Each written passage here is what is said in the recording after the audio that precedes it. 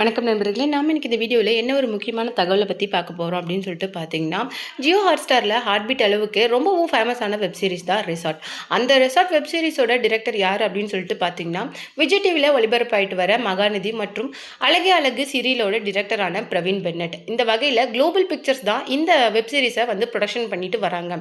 இந்த வகையில் அவங்க அனுகிரகா அப்படிங்கிற ஒரு ஆக்டரை இன்னைக்கு மலையாளம்லேருந்து ஹையர் பண்ணியிருக்காங்க. அவங்களுக்கு ஆரம்பத்துலேருந்தே நீங்கள் தான் ஹீரோயின் அப்படின்னு சொல்லிட்டு ஒரு கான்ட்ராக்ட் ஃபைல் பண்ணியிருக்காங்களாம். இதுக்கப்புறமேல 1 இயர்க்கு வேற எந்த விதமான ப்ராஜெக்ட்லையும் கமிட் ஆகக்கூடாது அப்படின்னு சொல்லியிருக்காங்க. அந்த வகையில் அனுராகா என்ன பண்ணியிருக்காங்க அப்படின்னு சொல்லிட்டு பார்த்தீங்கன்னா, ஸ்ரீமதி அப்படிங்கிற ஒரு ரோல் பண்ணிட்டு வராங்க. இப்போ அவங்க திடீர்னு ஒரு எமோஷனலாக சமூக வலைதளங்களில் ஒரு வீடியோவை போட்டிருக்காங்க. எனக்கு அதுதான் ரொம்ப வைரல் ஆகுது.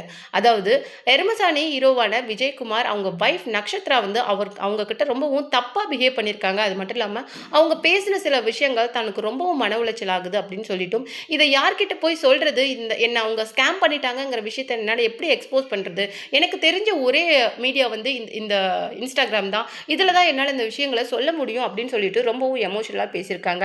நான் இந்த விஷயத்தை எனக்காக மட்டும் சொல்லலை, என்ன மாதிரி நிறைய ட்ரீமோட இன்னைக்கு இந்த ஃபீல்டுக்குள்ளே அடியெடுத்து வைப்பீங்க.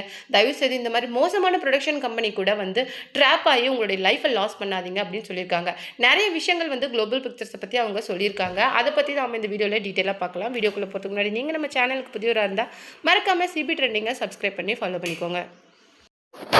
ஸ்ரீமதி ரோலில் பண்ணிட்டு இருந்த அனுராகா என்ன சொல்லியிருக்காங்க அப்படின்னு சொல்லிட்டு பார்த்தீங்கன்னா, இந்த மாதிரி ஒரு மோசமான ப்ரொடக்ஷன் ஹவுஸை நான் பார்த்ததே கிடையாது. ஃபுட்டு ரொம்பவும் ஹைஜீன் இல்லாமல் அவங்க ஃபுட்டை வடிக்கிறாங்கல்ல, அந்த சாப்பிட்ற ரைஸ் வடிக்கிற அந்த இதெல்லாம் பார்த்தீங்கன்னா உங்களுக்கு உண்மையிலே அந்த இடத்துலையே வாமிட்டே வந்துடும். அந்த அளவுக்கு கொஞ்சம் கூட ஹைஜீன் இல்லாமல் பண்ணிட்டு இருக்காங்க. அது மட்டும் கிடையாது, பேமெண்ட் ப்ராசஸை எனக்கு யார்கிட்ட கேட்கறதுன்னு தெரியல. இது வரைக்கும் ஸ்டில் நவ் 8 months ஆகுது. நான் ₹1 கூட இன்னும் கமிட் ஆனதுலேருந்து வாங்கினல. அது மட்டும் இல்லாமல் உங்களுடைய ரோல் சென்சிட்டிவான ரோல், அதாவது கொஞ்சம் கொஞ்சமாக தான் அந்த ரோல் பில்ட் ஆகும் அப்படின்னு சொல்லிட்டு என்ன வெயிட் பண்ண சொல்லியிருந்தாங்க. ஸோ நான் வெயிட் பண்ணியிருந்தேன். அது மட்டும் இல்லாமல் எனக்கு ஃபிட்ஸ் இருக்குது. நான் மலையாளமில் ஷூட்டிங்காக அங்கே கேரளாலேருந்து நான் ட்ராவல் பண்ணி, அதாவது எனக்கு கேரளாவில் ரொம்ப இன்டீரியர் வில்லேஜ். ஸோ நான் ட்ராவல் பண்ணி வர ட்ராவல் அலவன்ஸ் கொடுங்க அப்படிங்கிற மாதிரியும் நான் ஆரம்பத்தில் கேட்டுட்டேன். ஆனால் ப்ரொடக்ஷன் ஹவுஸில் என்ன சொன்னாங்க அப்படின்னு சொல்லிட்டு பார்த்தீங்கன்னா, பேமெண்ட் ப்ராசஸ்லாம் கொஞ்சம் டீடியஸாக இருக்கும், அது கொஞ்சம் டிலே ஆகும் அப்படிங்கிற மாதிரி சொல்லியிருந்தாங்க. பட் ஸ்டில் நவ் நான் ₹1 கூட வாங்கலை. அது மட்டும் இல்லாமல் அதாவது நான் எருமசாணி, அதாவது விஜயகுமாரோட டீமில் தானே இருக்கேன். எனக்கு ஃபிட்ஸ் வந்தது அப்படின்னு சொல்லிட்டு என்னுடைய ஃப்ரெண்ட் அவங்களுக்கு கால் பண்ணும்போது அந்த ஃபோன் காலை அவங்களுடைய வைஃப் கிட்ட கொடுத்தாங்க. அவங்க நக்ஷத்ரா அவங்க தான் அந்த காலை அட்டன் பண்ணி பேசினாங்க. அவங்க என்ன சொன்னாங்க அப்படின்னு சொல்லிட்டு பார்த்தீங்கன்னா, இந்த மாதிரி ஃபிட்ஸ் வந்திருக்கு அப்படின்னு சொல்லும்போது, அதனால தான் நாங்கள் மலையாளம் ஆக்டர்ஸ்லாம் நாங்கள் மோஸ்ட்லி ஹையர் பண்ணுறதில்ல, இவ்வளோ ப்ராப்ளம் இஷ்யூஸ் வரும் அப்படின்னு சொல்லிட்டு தான். That's okay. அவங்களுக்கு இது ஸ்டில் நவ் 8 months பேமெண்ட்டும் வரல, அவங்களுடைய கேரக்டரும் இன்னும் ஷூட்டிங்கும் ஸ்டார்ட் பண்ணலை அப்படின்னு சொல்லிட்டு என்னுடைய ஃப்ரெண்டு ரொம்ப காமாக தான் ஸ்டார்டிங்லேருந்து பேசியிருக்காங்க.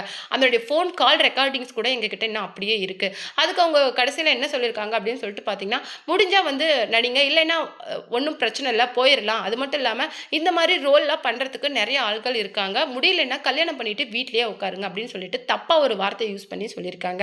இதனால ஹர்ட் ஆன என் ஃப்ரெண்ட் என்ன பண்ணியிருக்காங்க அப்படின்னு சொல்லிட்டு பார்த்தீங்கன்னா, என்ன நடக்குது, வாட்ஸ் ஹேப்பனிங் தேர், நீ தயவு செய்து இந்த விஷயத்தை பற்றி கொஞ்சம் சீரியஸாக எடுத்துக்கோ, அவங்க ஸ்டில் உன்னை ஏமாத்திட்டு இருக்காங்க அப்படிங்கிற விஷயம் உனக்கே இன்னும் தெரியல அப்படிங்கிற மாதிரி சொல்லியிருக்காங்க. அதனால தான் நான் இந்த லைவுக்கே உண்மையிலேயே அந்த ஒரு குளோபல் அந்த ப்ரொடக்ஷன் கம்பெனி உங்களை என்னை 6 months நம்ப வச்சுருக்காங்க. நான் ஒரு ஹீரோயின் அப்படிங்கிற ஒரு மென்டாலிட்டி மைண்ட் செட்டுக்கு என்னை அவங்க ஸ்டில் நவ் பில்ட் பண்ணி வச்சுருந்தாங்க.